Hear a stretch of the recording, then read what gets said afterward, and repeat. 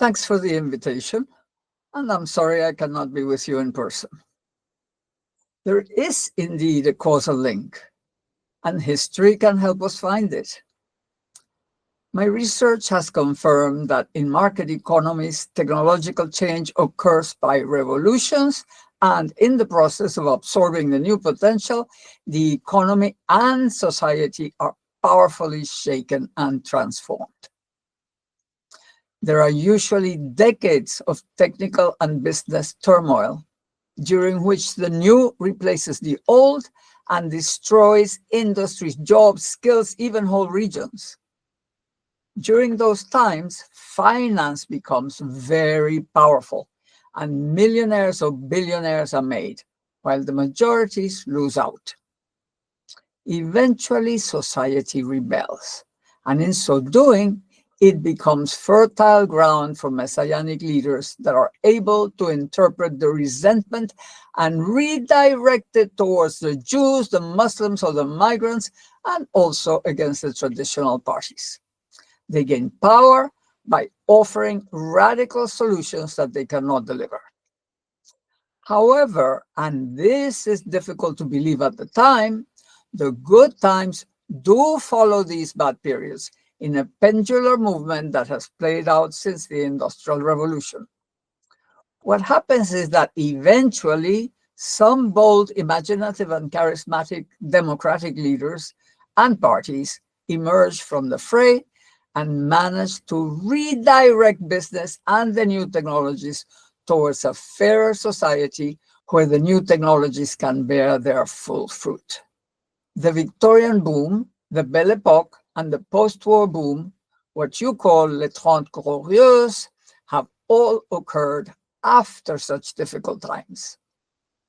Thanks to those periods, and despite the periodic setbacks, we have been able to move from the satanic mills of the early 19th century to a time when blue-collar workers could own a house with a car at the door and have their children go to university. The bad times can indeed be terrible, much worse than today. The Great Depression of the 1930s, the rise of Hitler and Franco, the strengthening of Mussolini, the growing support for Stalin's pretended socialist paradise, and the horrors of the Second World War, they all preceded the Trente Glorieuses.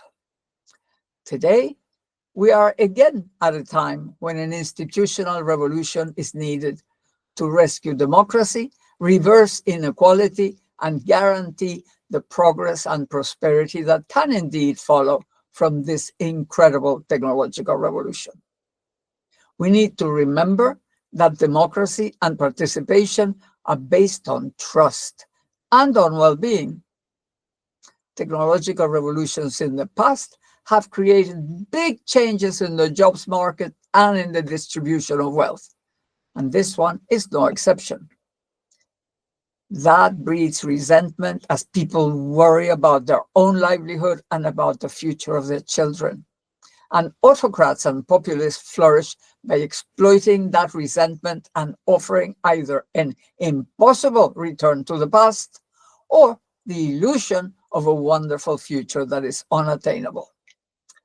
This can last a long time until societies and governments find how to enhance economic and societal well-being by leveraging the potential of the new technologies.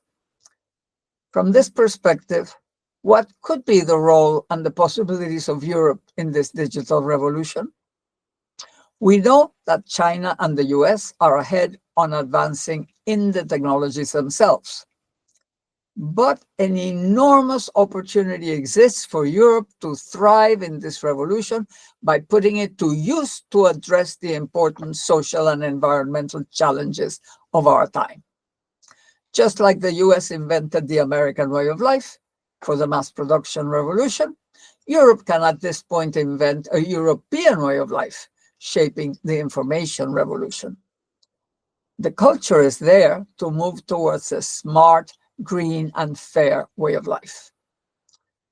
Such a development would demand massive innovation in private and public services taking advantage of and advancing the latest technologies. Education can be profoundly transformed to provide the most important asset in this paradigm, skills and knowledge, from childhood to old age. The new longevity creates challenges that cannot be addressed with the same old practices, but with a whole new set of innovative capabilities. Government itself, locally, nationally, and supranationally, can be made more effective, efficient, and agile, and all public services can be radically modernized to make them as easy to use as shopping in Amazon. The health sector is open to an enormous amount of innovation to improve lives and create wealth while ensuring the wide availability of services. The green transition is another area where digital innovations can green both the production processes and consumer lives. And most importantly, the institutions of democracy themselves require modernization and rethinking. Driving such innovations can turn Europe into a model society for the new era, dynamize its economies, and create opportunities for exporting the new aspirational good life with the services and goods that enable it. A final and central point to make is that while each technological revolution increases productivity and enables the growth of production, it also needs effective, dynamic demand to achieve its full potential, and that implies the availability of new and growing markets. This was the central achievement of the welfare state. It created mass consumption for mass production. Currently, the West and China are competing for the same markets. It's simply a zero-sum game. The only way to guarantee prosperity and peace for all is to develop sufficient new demand, and this requires that the upcoming golden age be global. That's something that can only happen through significant capital flows into the global south. The Belt and Road Initiative is beginning to do it for China. The West is running late with no ambitious strategies. So to close, let us note that it is not in the nature of business and markets to guarantee a democratic and fair society. Only governments can do it. But our democracies are suffering from a deadly combination of market fundamentalism with the old bureaucratic government structures and practices. The majorities feel that impotence in the degradation of their life conditions. They get angry and rebel. What we need is a major revamping of the public sector with massive institutional innovation at the local, national, and supranational levels. As bold as the institutions that set up the welfare state and the world order of the post-war boom. I know it sounds utopian, but that's how the changes made after the war felt when they were proposed. The truth is that only an intelligent re-globalization can bring prosperity for all, combat climate change across the planet, and stem the flow of desperate migrations. We must set up a new win-win game between business and society, between advanced and developing countries, and between humanity and the planet. Oh, I'm sorry, I cannot be with you any further. I wish you a very fruitful discussion.